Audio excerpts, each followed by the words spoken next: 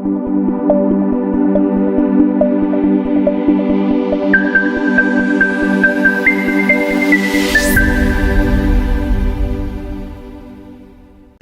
zetu zinaweza kuunganisha au kugawa. Leo hii, taarifa nyingi husambaa bila kuthibitishwa kwenye mitandao ya kijamii. Uvumi, habari za uongo na maneno ya chuki vinaharibu uaminifu na kudhoofisha jamii zetu. Kabla ya kushiriki, jiulize swali rahisi: je, taarifa hii ni ya ukweli? Tuthibitishe vyanzo, tukatae upotoshaji, tuseme hapana kwa taarifa za uongo. Skrini zetu zinapaswa kuwa madaraja na si silaha. Kivu News Info inakuita kuwa na uwajibikaji wa kidijitali.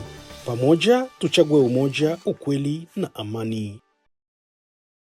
Ujumbe huu umetolewa na kuzenishwa na Wizara ya Ulaya ya Mambo ya Nje kwa kushirikiana na Search for Common Ground.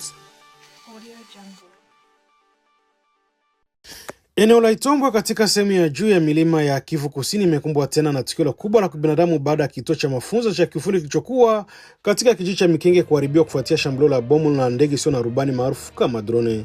Tukio hilo limeripotiwa kutokea siku ya jana majira saa 4 asubuhi na kwa mujibu wa vyanzo mbalimbali vya eneo hilo. Kituo hicho cha kitaalamu kilijengwa na shirika la kibinadamu la Jeune Solution kwa ufadhili wa mfuko wa Umoja wa Mataifa kwa lengo la kusaidia wanawake, wasichana pamoja na familia zilizoathiriwa na migogoro ya kivita katika maeneo ya juu ya Itombwe. Miaka ya mapigano katika eneo hilo imeacha maelfu ya wananchi wakiwa katika hali ngumu ya maisha, huku wanawake wengi wakibaki wajane au wakuu wa familia bila njia ya kujikimu. Ndio maana kituo hicho kilionekana kama tumaini jipya kwa jamii ya Mikenge na maeneo ya jirani. Kwa mujibu wa viongozi wa shirika la Jeune Solution, kituo hicho kilikuwa kikitoa mafunzo mbalimbali ya ufundi kwa wanawake na vijana waliokuwa kitafuta namna kujitegemea baada ya kuasiriwa na vita. Mafunzo hayo yalihusisha utengenezaji wa sabuni, ushonaji wa nguo kwa kutumia mashine za kushona, pamoja na programu za kunazowezesha watoto na vijana waliwahi kuhusishwa na makundi yenye silaha kurejea katika maisha ya kawaida ya kijamii. Kituo hicho kilikuwa kikisaidia familia maskini kuanzisha shughuli ndogo ndogo za kupatia kipato ili kupunguza utegemezi wa misaada ya kibinadamu. Kwa wakazi wengi wa Mikenge, hiyo ndio ilikuwa fursa pekee ya kupata elimu ya ufundi na kujenga maisha mapya baada ya miaka mingi ya ukosefu wa usalama katika eneo hilo. Hata hivyo, matumaini sasa yamegeuka kuwa majonzi baada ya jengo hilo kuharibiwa vibaya katika shambulio hilo la bomu. Mkuu wa shirika la Jeune Solution amesema uharibifu wa kituo hicho ni ishara kubwa kwa jamii nzima ya Itombwe. Amesema ni jambo la kutisha kuona miundombinu iliyokuwa na lengo la kurejesha heshima, matumaini na uwezo wa kujitegemea kwa wananchi maskini ikiharibiwa katika mazingira ya vita vinavyoendelea kuleta mateso kwa raia.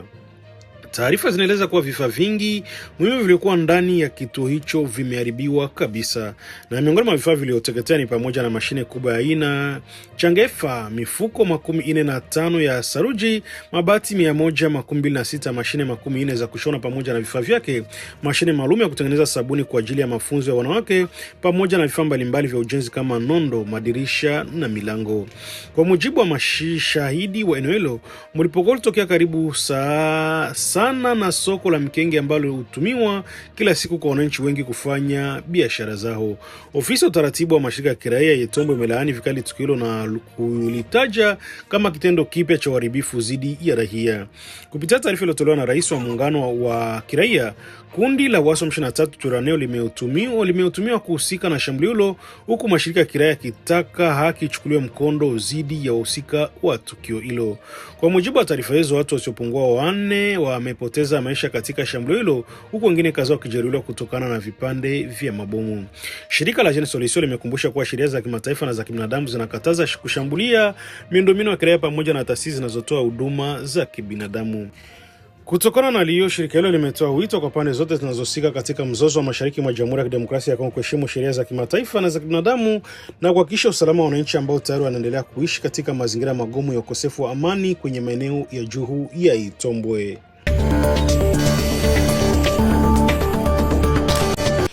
Hatua za kuzuia ugonjwa wa Ebola zimeimarishwa katika maeneo mbalimbali kuingilia na kutoka katika mji wa Uvira mashariki mwa Jamhuri ya Kidemokrasia ya Kongo, huku mamlaka za afya zikiongeza uangalizi kwa wasafiri kutokana na hofu ya kusambaa kwa ugonjwa huo hatari. Kwa mujibu wa wahusika wa sekta ya afya katika mkoa wa Kivu Kusini, hatua hizo zimeanza kutekelezwa katika maeneo muhimu ya mipaka na bandari ili kuzuia kuingia au kusambaa kwa virusi vya Ebola ndani ya eneo hilo. Daktari Jean-Pierre Lumbala ambaye pia ni mratibu wa mpango wa taifa wa usafi katika mipaka unaojulikana kama PNH amesema mamlaka za afya zimeamua kuimarisha kinga na tahadhari katika maeneo yote ya kuingia mjini Uvira. Amesema hatua hizo zinahusisha ulazima wa kunawa mikono kwa kila msafiri anayepita katika vituo vya ukaguzi pamoja na uchunguzi wa afya kwa wasafiri wote wanaoingia kutoka katika maeneo hayo. Kwa mujibu wa Daktari Lumbala, maeneo yanayohusika zaidi ni udhibiti huo ni mpaka wa Kavimvira pamoja na bandari ya umma Kalundu ambayo hupokea idadi kubwa ya wasafiri kila siku. Alisema hudumu wa afya wamewekwa katika maeneo hayo kwa ajili ya kufuatilia hali ya wasafiri ili kuhakikisha hakuna mtu mwenye dalili zinazoweza kuhusishwa na Ebola anayepita bila kuchunguzwa. Katika maelezo yake, Daktari Jean-Pierre Lumbala amesema kuwa hatua hizo ni muhimu ili kujilinda pamoja na kulinda wananchi dhidi ya tishio la ugonjwa ambao umewahi kusababisha vifo vya watu wengi katika maeneo mbalimbali ya DRC. Mamlaka za afya zinaendelea kutoa wito kwa wananchi kuheshimu masharti yote ya kinga, ikiwemo kunawa mikono mara kwa mara, kuripoti dalili za homa kali au kutokwa damu pamoja na kuepuka kusafiri bila sababu katika maeneo yenye hatari kubwa ya maambukizi. Hatua hizo zinachukuliwa kwa wakati serikali ya Kongo pamoja na mashirika ya afya endelea kuongeza ufuatiliaji wa Ebola katika maeneo ya mashariki mwa nchi ili kuzuia kuzuka kwa mlipuko mkubwa wa ugonjwa huo.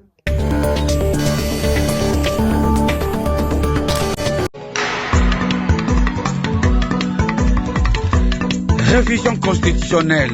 Le face-à-face est désormais lancé entre la C64 de l'opposition et la C4 de l'UDPS Tshisekedi. À peine 24 heures après la création par l'opposition de la coalition article 64, le parti présidentiel a répliqué en annonçant sa propre plateforme et la coalition des Congolais pour le changement de la Constitution en sigle C4. Deux camps, deux visions et un affrontement politique qui s'installe autour de l'avenir institutionnel du pays.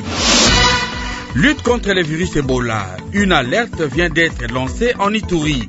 Des désinfectants périmés seraient vendus dans certaines officines et boutiques censées servir à la riposte contre la maladie. Face à cette situation jugée scandaleuse, des activistes de défense des droits humains interpellent les autorités.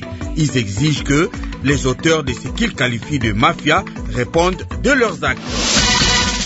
Les principales forces politiques de l'opposition ont officiellement lancé mardi 19 mai 2026 à Kinshasa la plateforme dénommée Coalition Article 64 et C64 pour la défense de l'ordre constitutionnel en RDC.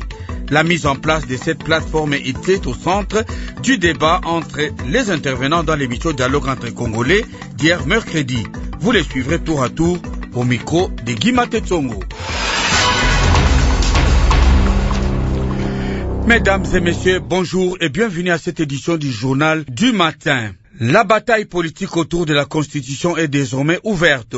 À peine 24 heures après la naissance de la coalition C64 portée par l'opposition, le parti présidentiel UDPS Tshisekedi a répliqué en annonçant la création de la coalition des Congolais pour le changement de la Constitution, la C4. Cette contre-offensive a été officialisée hier mercredi. Derrière cette guerre de coalition, deux visions s'affrontent désormais sur l'avenir politique du pays. D'un côté, l'opposition accuse les camps présidentiels de préparer un troisième mandat pour Félix Tshisekedi. De l'autre, l'UDPS défend un projet présenté comme l'héritage politique du défunt Étienne Tshisekedi. Les explications de Grace Amzati. Le débat sur la révision ou le changement de la Constitution prend une nouvelle tournure politique en RDC. Après la création mardi de la coalition C64 par plusieurs figures de l'opposition, le parti présidentiel UDPS Tshisekedi est entré à son tour dans l'arène avec la création de la plateforme C4. L'annonce a été faite par le secrétaire général du parti, Augustin Kabouya, sur son compte Facebook. Selon lui, cette coalition réunira partis politiques, sociétés civiles, confessions religieuses et mouvements associatifs autour d'une campagne en faveur du changement de la Constitution. Le chiffre 4 retenu pour les sigles C4 symbolise, selon le parti présidentiel, les 4 zones linguistiques du pays.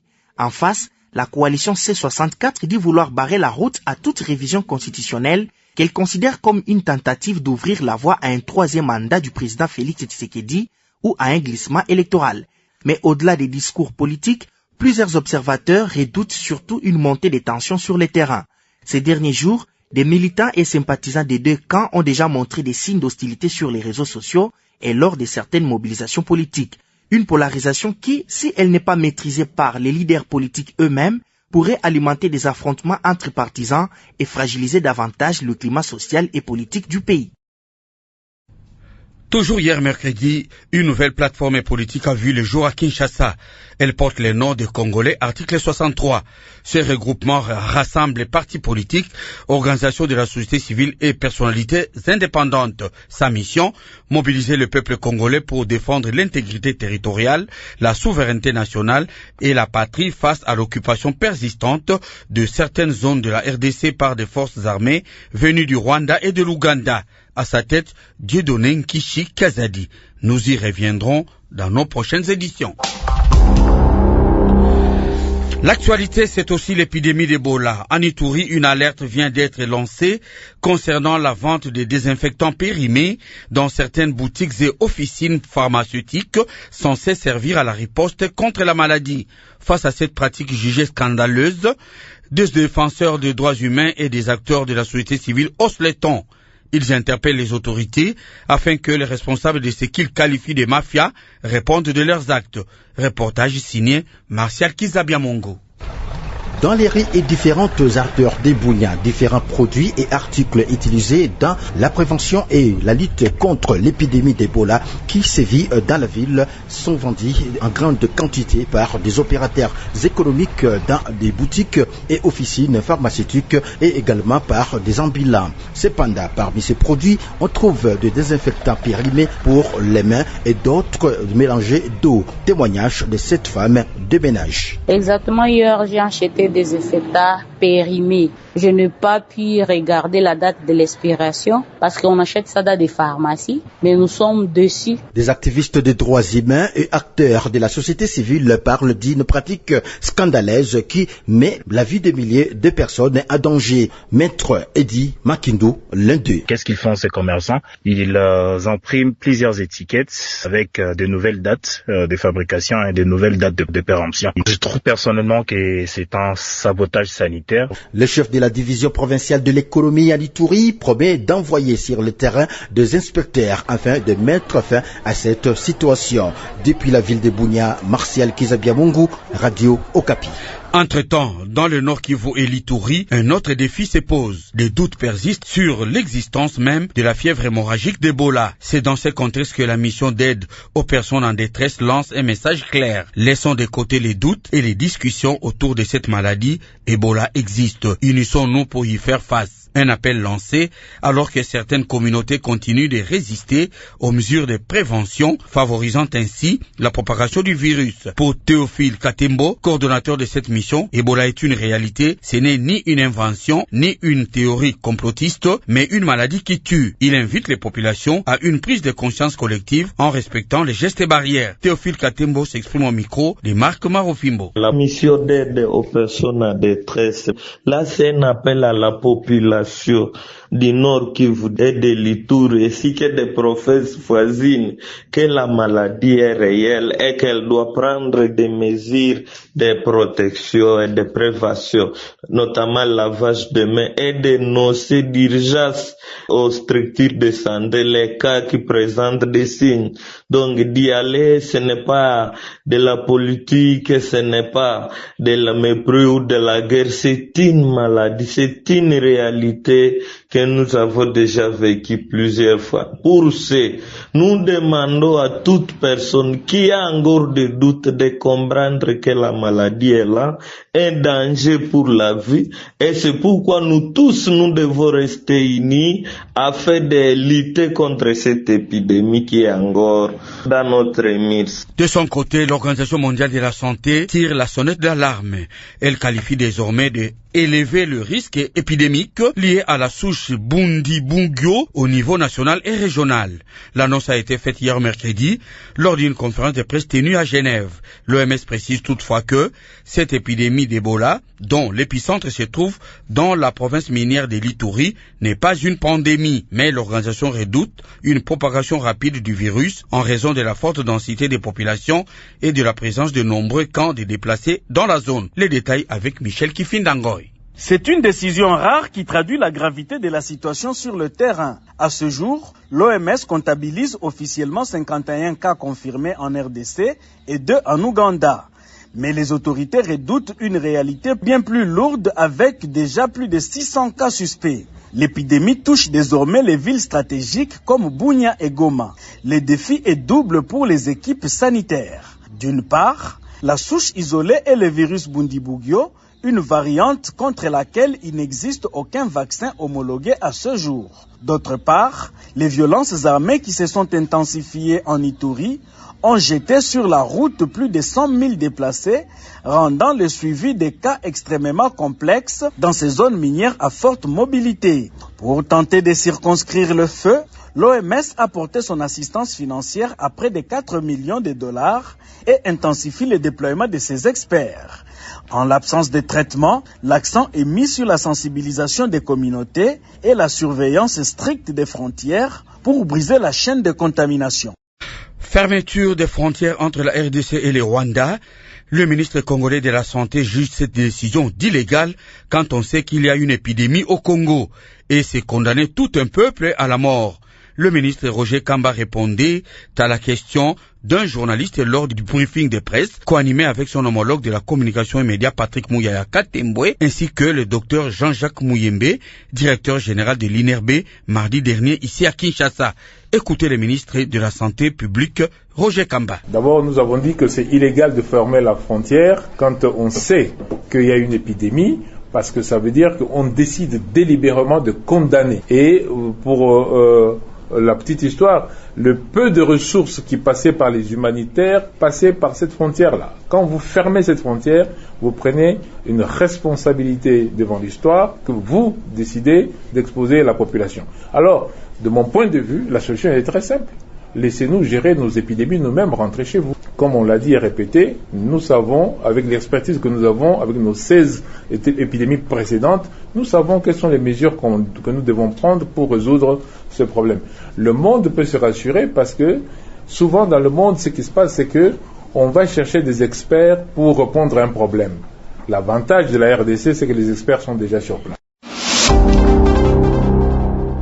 Au moins 17 civils ont été tués mardi lors d'une nouvelle attaque dans le village d'Alima, à quelques kilomètres de Biakat au centre, dans le territoire de Mambasa, en Ituri. L'attaque est attribuée aux combattants des ADF. Des maisons et commerces ont été incendiés, tandis que plusieurs habitants restent portés disparus. La société civile alerte sur la progression des assaillants vers d'autres villages de la région. Le point avec Jean-Claude Lokidile. Le bilan provisoire de l'attaque attribuée aux rebelles de ADF mardi à Alima, dans la chefferie de Babila Babombi, en territoire de Mambasa, fait état d'au moins 17 civils tués, selon des sources de la société civile. Les assaillants auraient d'abord été signalés dans les environs du village vers 11 heures locales, où 2 personnes auraient été exécutées avant l'attaque du centre d'Alima, malgré l'alerte donnée aux services compétents, selon des sources locales. Au cours de cette incursion, un hôtel, plusieurs kiosques et des motos ont été incendiés.